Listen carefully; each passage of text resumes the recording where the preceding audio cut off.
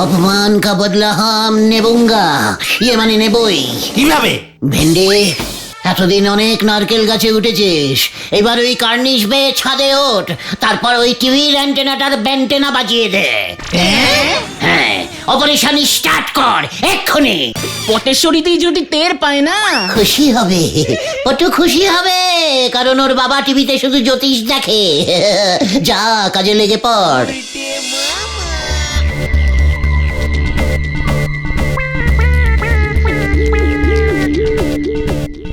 আরো কাজ করে দে, আরো কাজ করে দে, আরো আরো চাইনিজ প্রোগ্রাম আসবে ভারত টিভিতে। চীন কোন দিকে পড়বে? ওই দিকে। ভেন্ডি ওই দিকে ঘোরা, ওই দিকে। চুপ চুপ, আস্তে আস্তে, ঝোলা গোবিন্দ টের পেয়ে যাবে।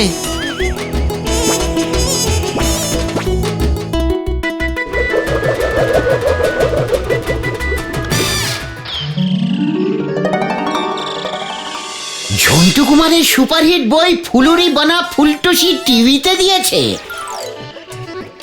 শনিবার রাত 8টায় এই তো দিয়েছে। পড়তে পারো না নাকি? ঘটন, মুখ শান্তিং কর বলে দিলাম। আমি পড়তে পারি না? আমার পড়াশুনোর উপর তুই সন্দেহ করছিস? মানে না না গুলটে মামা, ঘটন এমনি উত্তেজিত হয়ে বলে দিয়েছে। বুঝতেই পারছো, ঝন্টু কুমারের বই টিভিতে দিয়েছে, তাও সুপার ডুপার হিট বইটা ফুলুরি বানা ফুলটেছি। দূর, উত্তেজিত হয়ে হবে কি? আমরা তো আর দেখতে পাবো না। কেন, টিভি দেখতে কি পয়সা লাগে নাকি? কিন্তু টিভিটা দেখবে কোথায়? এই গলতপুরে টিভি যে 3 জনের বাড়িতেই আছে, সেখানে গিয়ে ফুলুরি বানা ফুলটেছি দেখা অসম্ভব। হ্যাঁ ঠিক তাই, কর্নেলের বাড়ির টিভিতে সারাক্ষণ খবর চলে। হেড স্যারের টিভিতে শিক্ষামূলক প্রোগ্রাম দেখে। ঝোলা গোবিন্দের বাড়িতে পটেশ্বরীদি জানলে সিনেমাটা দেখবেই, কিন্তু ওই ঝোলা গোবিন্দ তো আমাদের ওর বাড়িতেই ঢুকতে দেবে না। সত্যি ভেরি স্যাডিং স্যাড, ভেরি ব্যাডিং ব্যাড ব্যাপার। এক সময় যে লোকটি পৃথিবীর প্রথম টিভি মেকানিস্ট বলে বিখ্যাত ছিল, সে আজ টিভিতে ফুলুরি বানা ফুলটসি দেখিতে পাইতেছে না। সত্যি অভাগীর কি ভাগী, ইয়ে মানে বিধাতার কি খেল। তুমি পৃথিবীর একমাত্র টিভি মেকানিস্ট ছিলে, মানে তুমি টিভি সারাইয়ের কাজ করতে গুলটে মামা। ওটাকে টিভি সারাইয়ে বলিস না, টিভি ইঞ্জিনিয়ারিস্টিক মেকানিস্ট। ভেরি কঠিন কাজ ছিল, বুঝেছিস? তাহলে তুমি কাজটা ছাড়লে কেন গুলটে মামা? ভেরি স্যাডিং স্যাড ব্যাপার ঘটেছিল রে। পৃথিবীতে তখন টিভি বলিয়া কোনো বস্তুই ছিল না। তারপর একদিন হঠাৎ টিভি আবিষ্কার হইল। সারা পৃথিবীতে বড় লোকদের মধ্যে হইচই পড়িয়া গেল। বিলেতের ইন্টারকন্টিনেন্টাল শহরে এক বিশাল বড় লোক মিস্টার টমাটম সাহেব ইয়া বড় একটা বিশাল টিভি কিনে বসলেন। তারপর তারপর আবার কি, টমাটম সাহেবের টিভি দেখার খুব নেশা ধরে গেল। সারাদিন সারা রাত টিভিটা চালিয়ে বসে থাকতো। সব সময় তখন প্রোগ্রাম চলতো টিভিতে? ওরে, তখন টিভিতে একটাই প্রোগ্রাম চলতো, 20 মিনিটের। কি যেন নাম ছিল, হ্যাঁ মনে পড়েছে, হু হবে 1 পয়সা প্রতি। তখন 1 পয়সারও অনেক দাম ছিল তো। সারাদিন রাতে 20 মিনিটের প্রোগ্রাম, আর তুমি বলছো টমাটম সাহেব সারাদিন টিভি চালিয়ে রাখতো কেন? নেশা নেশা, বাকি সময় টিভিতে ঝিঝি হতো, সেটাই দেখতো। তারপর তারপর তারপর যা হওয়ার তাই হলো, টিভিটা গেল খারাপ হয়ে। ডাক পড়লো আমার। আমি তখন পাটালির প্রেসিডেন্টের বাড়িতে ওনার টিভিটা ঠিক করছিলাম। চলতে চলতে গরম হয়ে গেছিল। প্রেসিডেন্টের মেয়ে টিভিতে জল ঢেলে দিয়েছিল, ব্যাস, কেউ কিচ্ছু জানতো না। অনেক কষ্টে ফুঁ দিয়ে টিভি শোকাচ্ছিলাম। এমন সময় একটা ফোন। সঙ্গে সঙ্গে সোজা প্লেনে করে উড়ে এসে নামলাম টমাটম সাহেবের বাড়ির উল্টো দিকের মাঠটায়। দৌড়ে গিয়ে টিভিটা দেখলাম, ততক্ষণে টমাটম সাহেবের মাথা ঘুরতে শুরু করেছে। কেন কেন? নেশায়, বললাম না, টমাটম সাহেব টিভির নেশায় পড়েছিল। টিভি বন্ধ, নেশা মাথায় চড়েছে। আমি তো তড়ি ঘড়ি গিয়ে মানে টিভিটার পেছনটা খুলেছি। পেছনটা কেন? পেছনেই বেশি গন্ডগোল হয় রে, গলতপুরের অধৈর্য বলদ ঘটন। আচ্ছা ঠিক আছে ঠিক আছে ঠিক আছে, তুমি বলে যাও বলে যাও, তারপর কি হলো? এরপরেই ঘটলো সেই ঘটনা। কোন ঘটনা? যেই ঘটনার জন্য আমি আর টিভি ঠিক করি না। বলো বলো গুলটে মামা, কেন টিভি আর ঠিক করো না? টিভির পেছনটা যেই খুলে দেখি কি দেখলে? টিভির ভিতর একটা জলঢোরা সাপ। টিভির ভেতর একটা জল ঢোড়া সাপ ঢুকলো কেমন করে গুলটে মামা? আমি সেটা সাপটাকে জিজ্ঞেস করার সময় পেয়েছি নাকি? তার আগেই আমি পগার পার দে দৌড়। বিলেতে জলদোরা সাপ আছে নাকি? কে রে পাচু, জল থাকলেই ঢোরা সাপ থাকবে। তা বলে টিভি খুলে তুমি সাপ পেলে? বললাম তো সারাদিনে 20 মিনিটের মতন প্রোগ্রাম চলতো, বাকি সময়টা টিভিতে কিচ্ছু হতো না, এমনিই চলতো। তাই বোধহয় সাপটা ঢুকে শরীরটা একটু গরম করছিল। বিলিতে যা শীত। জয় গুলটা মামা কি? আর সেই ভয়ে তুমি টিভি মেকানিক্সের কাজ করা ছেড়ে দিলে? না, জানিস তো আমি জীবনে 15-16টা বাঘের সঙ্গে লড়েছি, কিন্তু সাপকে আমি একটু সমঝে চলি। কি দরকার, ভাগ্যিস জল ঢোরা ছিল, অ্যানাকন্ডার বাচ্চা হলে কি হতো ভাবতে পারছিস? জীবনের ঝুঁকি নিয়ে এই কাজ করা মোটেই উচিত নয়। না না, একেবারেই না। সবই তো বুঝলাম, কিন্তু এই শনিবার কি ফুলুরি বোনা ফুলটুসি কি আমরা দেখতে পারবো না?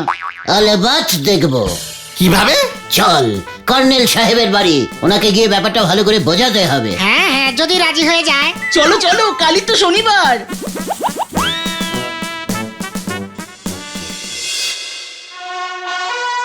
What? ফুলুরি বনা ফুলটুসি হিন্দি সিনেমা সাবধান! আগে স্যার ঝন্টু কুমারের হেভি হিট বই স্যার। স্যার নায়িকা হচ্ছে মিস অঞ্জলি, দেখবেন নাকি? মানে মিস অঞ্জলি ওই কোমর দুলিয়ে টুইস্ট নাচে যে? আগে হ্যাঁ স্যার। বিশুরাম! তাহলে স্যার কালকে সবাই একসঙ্গে বসে চা বিস্কুট খেতে খেতে সিনেমাটা দেখবো। চুপ! সবটাই নির্ভর করবে কাল আমাদের দেশের অবস্থা কেমন থাকে তার উপর। স্যার একটা সিনেমা দেখবো। সিনেমায় দেশটাকে টানবেন না স্যার? স্যার এটা খুব রোমান্টিক ধরনের সিনেমা। বিশ্রাম! দেশের খবর রাখতেই হবে। বিশেষ সূত্রে জানা যাচ্ছে দেশের সেনাবাহিনীকে আরো মজবুত করবার জন্য দেশের যুবকদের ভর্তি নেওয়া হচ্ছে। খবরটি শোনা মাত্র দেশের ছেলেপিলেরা যেন সত্তর সেনাবাহিনীতে যোগ দেন। সাবধান! তোমরা সবাই এবার সেনাবাহিনীতে যোগ দেবে। চলো বাইরে, এখনই প্যারেড স্টার্ট করো। কি সিনেমা দেখতে এসে সব কি হচ্ছে? সেনাবাহিনী না স্যার, আমরা সিনেমা দেখবো। চলে রে বাজু, এখান থেকে কেটে পড়ি।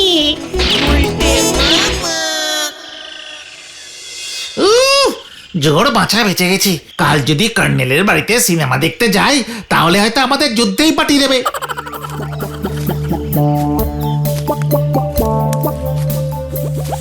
হেড স্যারের বাড়িতে গিয়ে কাজ নেই। ওখানে তো কোনো চান্সই নেই।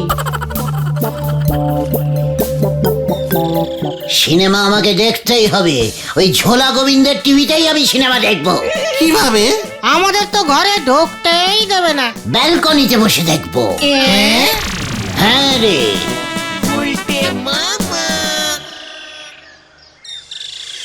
গুড়ের ব্যবসা যারা করেন তারা সাবধানে থাকুন, বড় কোনো ক্ষতির আশঙ্কা রয়েছে। ইহা হইল জ্যোতিষ রত্ন ভুজঙ্গলালের মহা ভবিষ্যৎবাণী। এ কি? আবার কি ক্ষতি হবে আমার? মানে কথা, আমি তো গুড়ের ব্যবসা করি।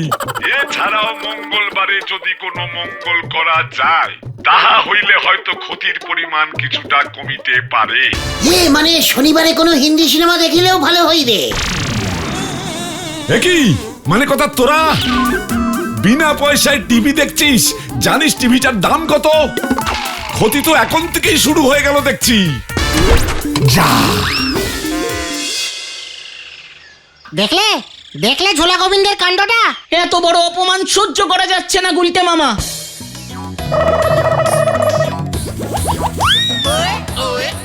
অপমান কা বদলা হাম নেবুঙ্গা, মানে নেবই। কিভাবে?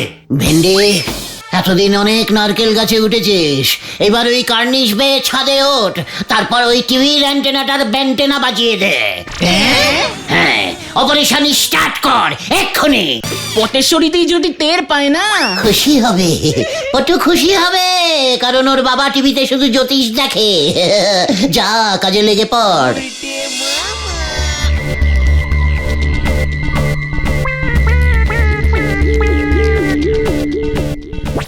কাজ করে দে, আরো কাজ করে দে, আরো আরো চাইনিজ প্রোগ্রাম আসবে ভারত টিভিতে।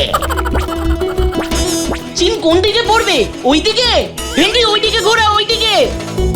চুপ চুপ, আস্তে আস্তে, ঝোলা গোবিন্দ টের পেয়ে যাবে।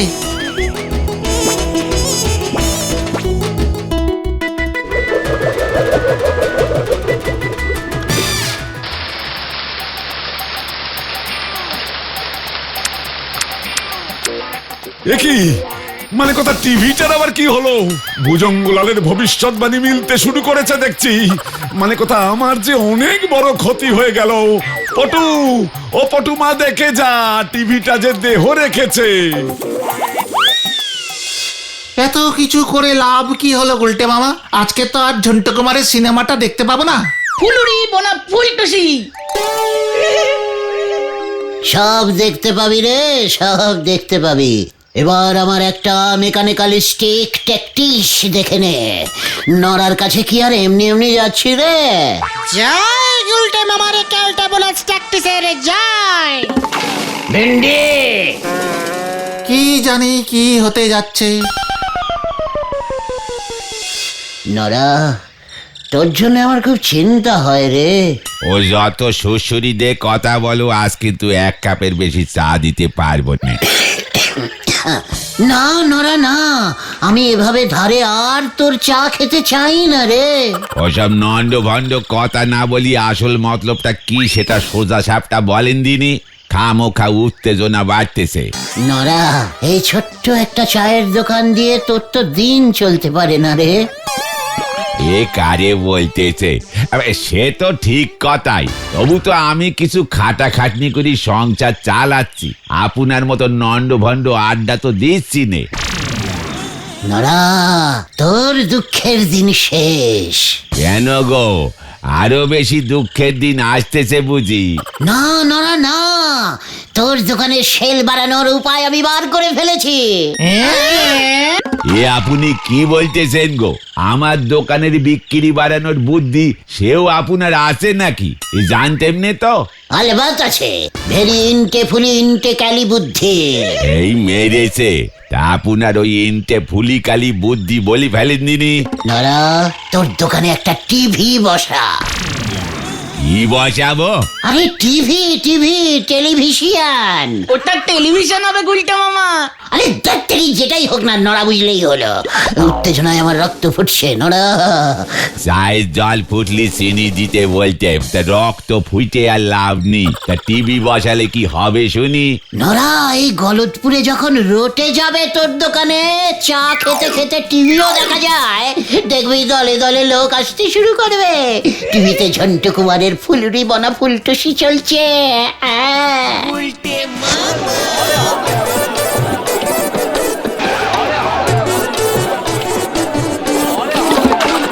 ও নরাদা, নরাদা, হ্যাঁ, এই বুদ্ধিটা তো জবর বাতলেছেন। তা আমি ওই টিভি কোথায় পাবো বলেন দিনি? ইনভেস্টিং করবি? কি ভেস্টিং করবো? দরকার হলে কিনবি। টাকা? আমার এই টাকাটা কে দেবে শুনি? ওরে ধারে কিনবি রে নরা, ধারে। এই এসে আমার এই ধারটা দেবে কে? ওই ঝোলা গোবিন্দ। দরকার হলে ধারেই ওই ঝোলা গোবিন্দর টিভিটা কিনে ফেলবি। ওই গোবিন্দ বাবু? মাথাটা দেখছি আপনার একেবারে নন্ড ভণ্ড হয়ে গেছে গো গুলটে বাবু। না নরা না, মাই মাথা এই একেবারে ঠিকঠাক ওকে আছে। আমি যা বলছি মন দিয়ে শোন। আমার কাছে খবর আছে গোবিন্দ গুচাইতে টিভিটা খারাপ হয়ে গেছে। তুই ওটা 10-12 টাকায় কিনে নে। বোঝো, তা সে খারাপ টিভি কিনে আমার কি না ভাবে শুনি? ওরে বাঁচুরে, তোরা নরাকে বোঝা, নরাকে বোঝা। আমি এককালে কত বড় টিভি মেকানিস্ট ছিলাম রে, সেটা কি তুই জানিস? হ্যাঁ হ্যাঁ নরাদা, গুলটে মামা এটা ঠিক বলছে। তার মানে আমি যাতা দামে গোবিন্দ বাবুর টিভিটা কিনে আনবো, তারপরে নন্ড ভণ্ড গুলটে বাবু সে টিভি ঠিক করে দেবে। বাবজি বাপ, আপনার টিভি ঠিক করার গুণও আছে দেখতেছি। আমি কিন্তু কোনো পয়সা নেব না, চায়ের সঙ্গে কাটাকাটি করে নিবি। তালি তো বেশ ভালোই হলো। তা কখন যাবো ওই টিভি কিনতে? এক্ষুনি যাও নরাদা, আমরা তোমার দোকান পাহারা দিচ্ছি। আজ সন্ধ্যাতেই হেব্বি বই আছে। বলতেছ? হ্যাঁ, তালি পরে যাই, কি বলো? হ্যাঁ,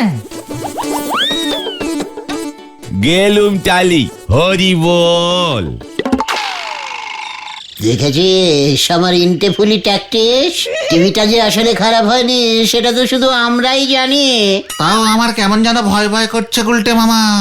ওরে গলদপুরের ভিতু বলদ পাঁচু, ঝোলা গোবিন্দ এতক্ষণে বোধহয় রাজিও হয়ে গেছে রে।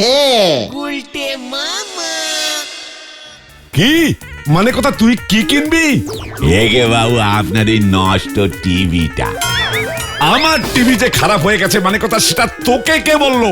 ওই নন্দ ভন্ড গুলছি বাবু। নড়া, মানে কথা ও যে দেখছি সারা গলতপুরে রটিয়ে দেবে যে আমার টিভি খারাপ হয়ে গেছে। দেবে বই কি, আপনার মতো এত বড় লোকের বাড়িতে নষ্ট টিভি আসে এটা শুনলি পর লোকজন কি মনে করবে বলেন দিদি? তাই তো আমি ছুটতে এলুম। 10 টাকা দিচ্ছি, টিভিটা আমারে দিয়ে দেন বাবু। কত টাকা? 10 টাকা। না পোষালি 12.5 পর্যন্ত উঠতে পারি। নড়া, মানে কথা 12,000 টাকার টিভি আর তুই আমাকে 12.5 টাকা দিবি? মাথায় রক্ত উঠে যাচ্ছে বলে দিলাম আমার। এ তো বাবু একটু উঠবি, কত নস হলো বলেন দিদি? এখন ওই নষ্ট টিভি ঘাড়ে করে আমাদের নিয়ে যেতে হবে, তারপর গুলটে বাবুরে দে ওই টিভি আমি ঠিক করব। যদি গুলটে বাবু টিভিটা ঠিক করতে না পারে তবে তো ওই 12.5 টাকা আমার পুরো নস হয়ে যাবে বাবু। কত বড় ঝুঁকি আমি নিচ্ছি সেটা একবার বোঝেন দিনি। মানে কথা ওই টিভি কে ঠিক করবে? আরে গুলটে বাবু গো, এ তল্লাতে আর তো কেউ টিভি ঠিক করতে পারেনি। তুই চলে যা নড়া, মানে কথা গুলটেকে পাঠিয়ে দে। আমার টিভি আমি তাহলে নিজেই ঠিক করে নেব। এ কেমন কথা হলো? গুলটে বাবু কি আমারে দিয়ে ওনার ওই মেকানিস্টের সেলসম্যানগিরি করালে? ভালো মানুষের ভাত নি দেখতেছি। ঠিক আছে বাবু, একবার ভেবে দেখবেন আমি 15 পর্যন্ত উঠতে পারি। নড়া,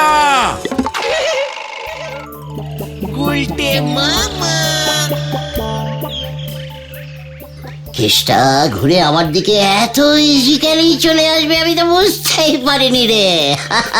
টিভিটা তো আসলে খারাপ হয়নি, ভেন্ডি গিয়ে অ্যান্টেনাটা আবার ঠিক করে দেবে, ছবি চলে আসবে। তবে আমাকে টিভিটা একবার ভালো করে পরীক্ষা করতে হবে, এত ইজিক্যালি ঠিক করলে হবে না। হ্যাঁ, তবে তুমি তোমার সঙ্গে হাতুড়ি পাতালি নিলে কেন গুলটে মামা? কে রে পাঁচু, টিভি মেকানিস্টের কাছে যন্ত্রপাতি থাকবে না? তা বলে হাতুড়ি? চুপচাপ চেপে যা, এই গুলটে কাশ লিখে এবারে দেখ।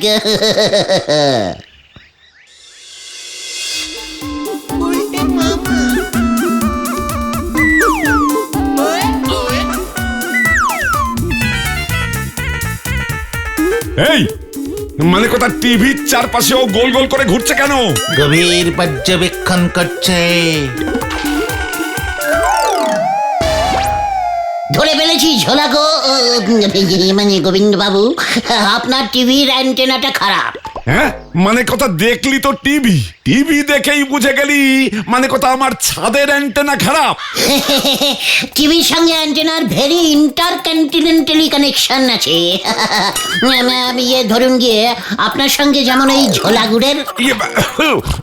মানে ঠিক আছে, মানে কথা যা করার তাড়াতাড়ি কর। পটেশ্বরী এসে যেন দেখে টিভি ঠিক হয়ে গেছে, নয়তো আমার সঙ্গে তোদেরও বিপদ আছে।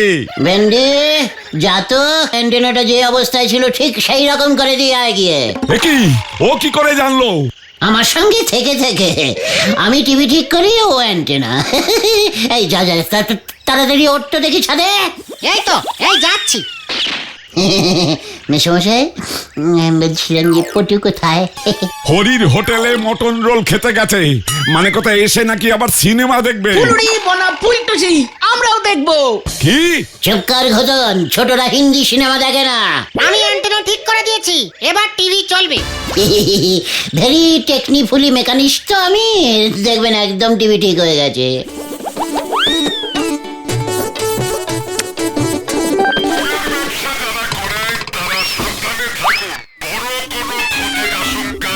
দেখি মানে কথা আমার ছবি যে নাচছে। নাচের প্রোগ্রাম হচ্ছে মনে হয়। হতচ্ছাড়া, মানে কথা ওটা জ্যোতিষী ভুজঙ্গলাল, ভাগ্য গণনার প্রোগ্রাম। তাহলে সর্বনাশ করেছে স্যার, সাবধান, আপনার ভাগ্য নাচছে স্যার। টিভি ঠিক করে দে, মানে কথা আমার, নয়তো তোর কপালে দুর্ভাগ্য নাচবে এবার। কি ভেন্ডে, অ্যান্টেনাটা আগের মতো করিসনি কেন? করলাম তো। ঠিক যে অবস্থা থেকে তুই অ্যান্টেনাটাকে বেঁকিয়ে চীন দেশের দিকে করেছিলি। এটা আবার কবে করলো? আমি না, গুলটে মামা বলেছিল। ইয়ে মানে স্যার, চীনের প্রোগ্রাম ধরে কিনা একটু টেস্টিং করছিলাম স্যার। অনেক ভালো ভালো চৈনিক জ্যোতিষীর প্রোগ্রাম হয় কিনা, জ্যোতিষী চার্লি ট্যাং, জ্যোতিষী চিলি চিকেন, ইয়ে মানে চিলি ম্যান। ওই ওই, তুই আমার টিভির ছবি ঠিক করে দে, নয়তো এক্ষুনি আমি বলো হরি দারোগাকে ফোন করব। এই দেখো, এই সব টেকনিক্যালিস্টিক ব্যাপারে আপনার আবার পুলিশটিক ব্যাপার কেন ঢোকাচ্ছেন স্যার? আগে টিভির ছবি ঠিক কর তুই। ছবিটা নাচছে, নাচটা কেমন রে বাঁচু? হ্যাঁ, কেমন যেন একটা নাগিন ড্যান্সিং টাইপের ছবিটা কাঁপছে, তাই না রে? ধরে ফেলেছি, ধরে ফেলেছি। এই কি ধরেছিস? এই টিভিটার ভেতরে একটা সাপ ঢুকেছে। কি মানে কথা, কি ঢুকেছে? সাপ, সাপ, জল ধরা, সরে যান স্যার, গোখরও হতে পারে। মানে কথা, টিভির ভিতর সাপ ঢুকলো কিভাবে? পেছনের ফুটো দিয়ে। টিভির ওপর কখনো দুধ কলা রেখেছিলেন নাকি? আরে মানে কথা, পটু রেখেছিল বোধহয়, ও তো সকালে দুধ কলাই খায়। ঠিক ধরেছি। উল্টে মামা।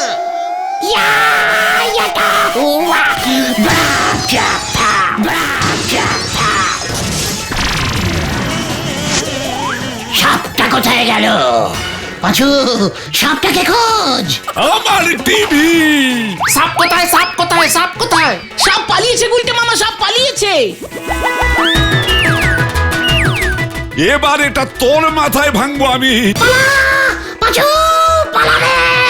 তবে রে, মানে কথা, আমার টিভি ভেঙেছিস, দেখ এবার আমি তোদের ভাঙবো।